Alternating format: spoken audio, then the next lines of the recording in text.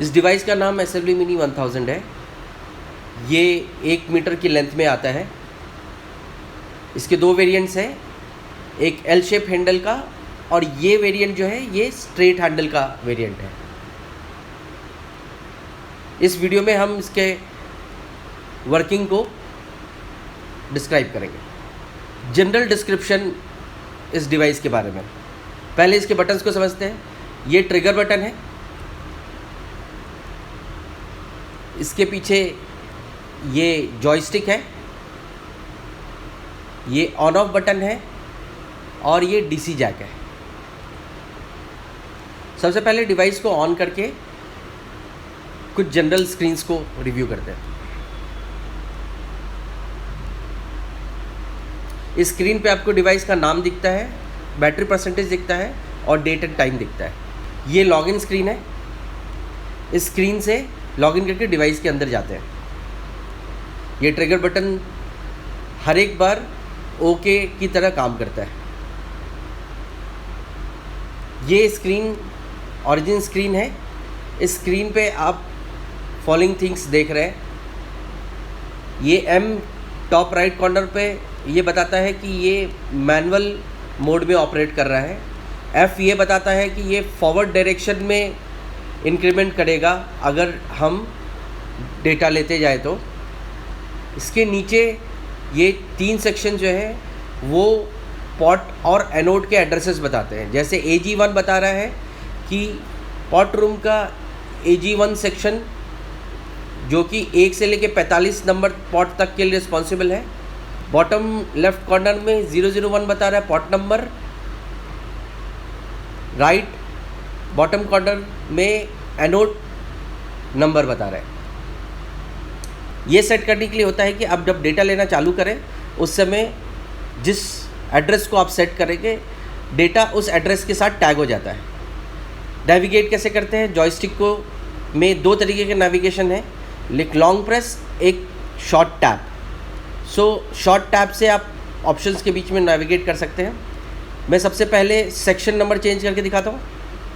Section 2 use किया है। उसका पहला पॉट 46 से चालू हो रहा है। You can see it here. 46 नहीं चाहिए हमें, हम पॉट नंबर 50 पे आते हैं। हमको एनोड नंबर 15 की रीडिंग लेनी है। ये सेट करने के बाद हम मेज़रमेंट स्क्रीन्स पे जाएंगे। लॉन्ग प्रेस को देखते हैं जॉयस्टिक पे। लॉन्ग प्रेस करने से आप स्क्रीन्स के बीच में नेविगेट करते हैं या फिर किसी ऑप्शन के अंदर गए हुए हैं तो उससे बाहर निकलते हैं। फॉर एग्जांपल अगर मैं इस ऑप्शन के अंदर गया हुआ हूँ, मैं लॉन्ग बैक प्रेस लूँगा तो मैं इस ऑप्शन से बाहर आ जाऊँगा। अगर मेरे को मेनूज़ में जंप मारना है तो लॉन्ग प्रेसेस दूंगा जॉयस्टिक पे, मैं मेनूज़ के बीच में जंप कर पाऊँगा।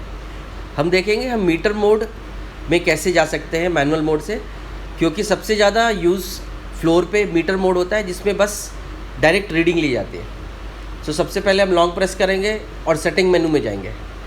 3rd लॉन्ग प्रेस, सेटिंग मेनू में ऑप्शन 2 फ्लो, ट्रिगर दबा के इस फ्लो की वैल्यू चेंज करेंगे और मीटर पे लेके आएंगे। अब वो फ्लो की वैल्यू मीटर पे आ गई है। वापस से मेजरमेंट स्क्रीन पे जाएंगे। अब ये मीटर पे है। इस मोड में आपको कुछ सेविंग नहीं होगी, no data will be saved, लेकिन आप लगा के हटाते जाएंगे मीटर, वैसे ही ये वैल्यू दिखाते जाएगा जैसे बेसिक मीटर काम करता है। हटाया, वापस से स्टिक को लगाया, ठीक है। अब हम नेक्स्ट मोड देखेंगे, को पायलट मोड।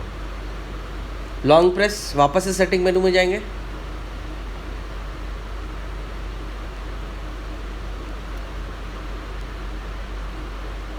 को पायलट मोड और फ्लो को चेंज करके एक्सप्रेस में डाल देंगे।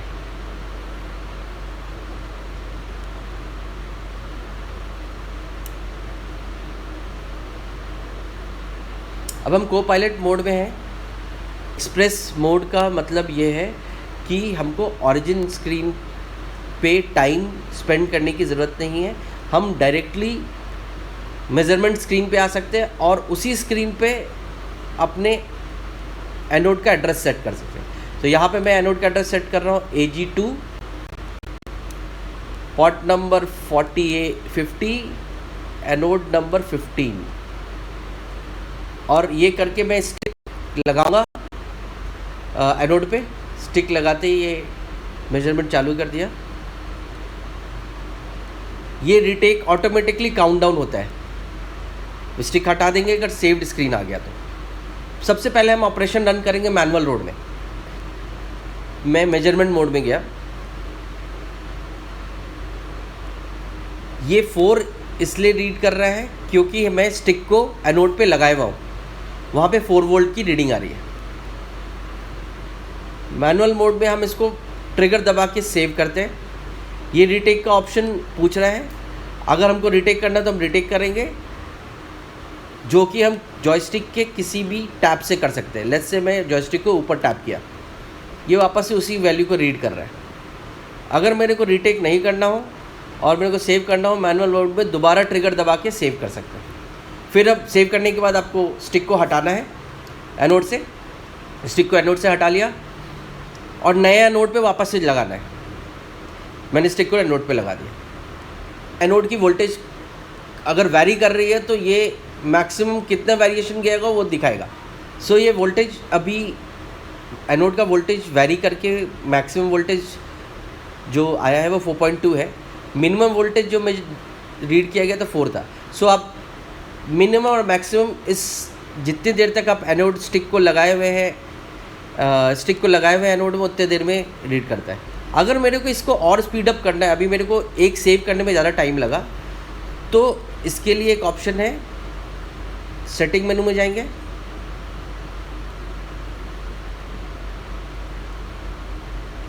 सेवन्थ ऑप्शन वेट टाइम, इसको हम रिड्यूस करके, और ये ट्रिगर बटन का हम यूज़ करेंगे, इसकी वैल्यूज़ चेंज करेंगे। रिड्यूस करके मैं 1 मिनट लेके आया, 1 सेकेंड लेके आ गया हूँ।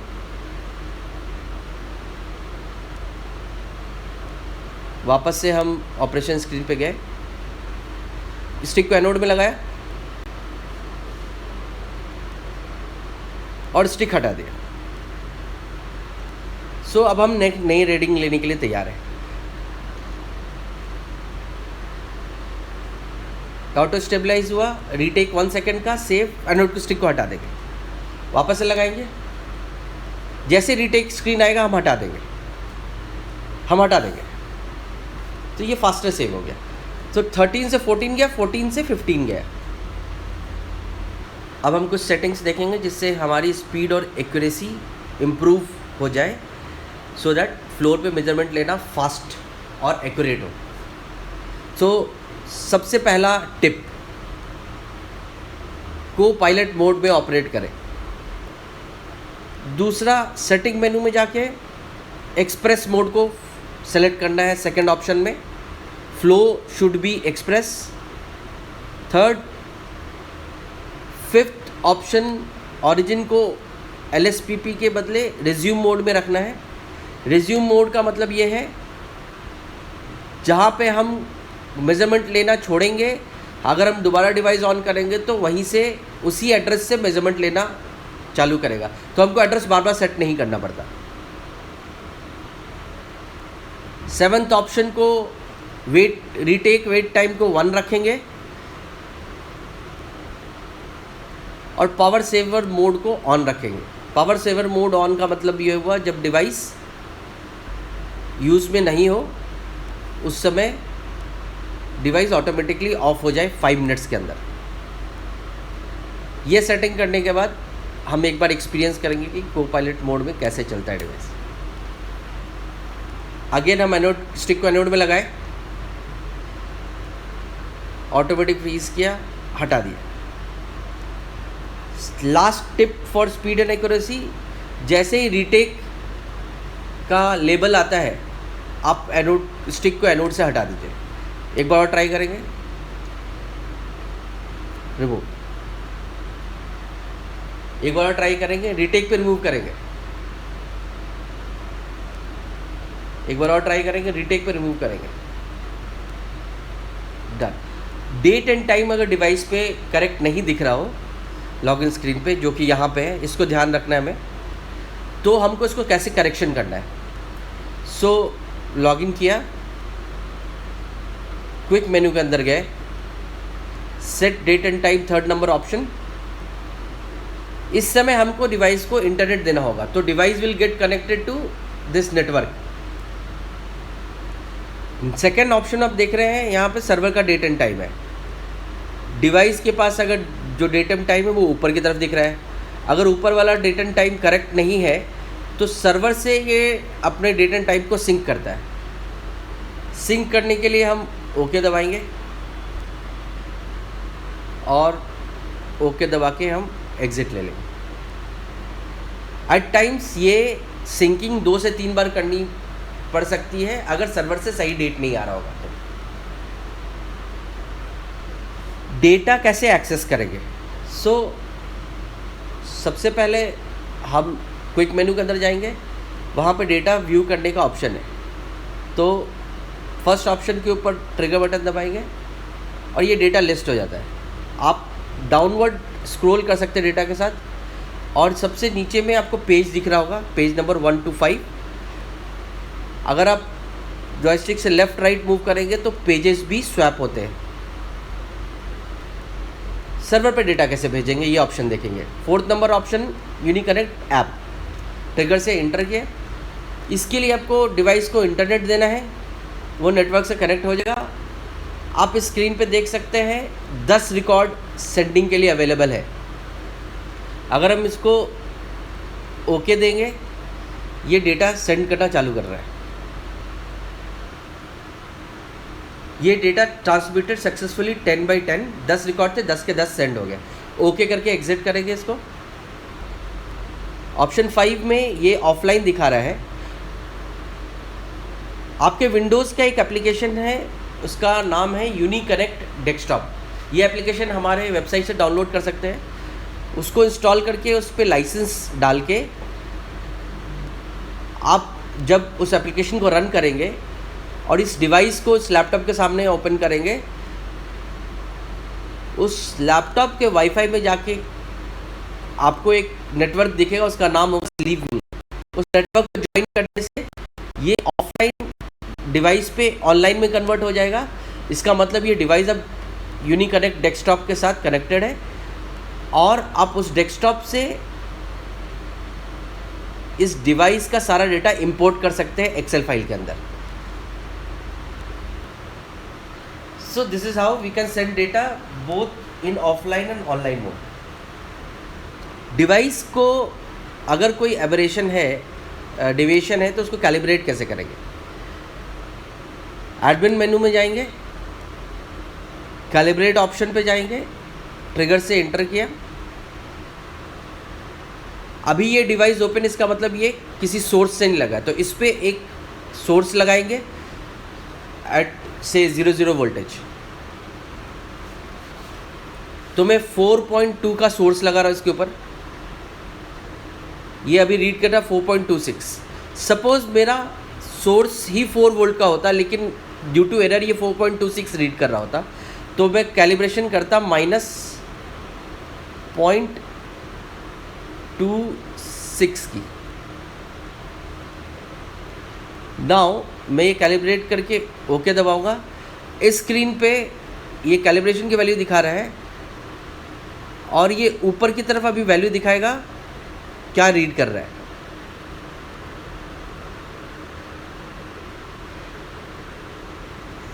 अब ये 4 रीड कर रहा है। अगर मेरा सोर्स 4 का था तो ये कैलिब्रेशन के कारण डेविएशन हट गया है और ये 4 वैल्यू रीड कर रहा है। ओके दबा के हम इसको सेव कर लेंगे इस कैलिब्रेशन को और ओके दबा के एग्जिट कर जाएंगे। नाउ हम एक बार देखते हैं कि रीडिंग क्या आ रही है। ये 4 आ रही है, तो कैलिब्रेशन इज सक्सेसफुल। डिवाइस को चार्जिंग, ये चार्जर है 5 वोल्ट का और इसका डीसी जैक इसके पीछे साइड पे लगता है।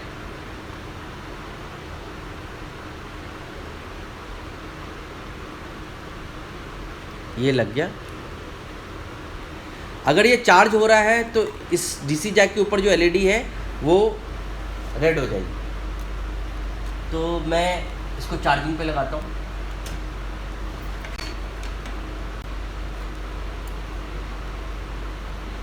आप देख रहे हो एलईडी रेड हो जाएगी।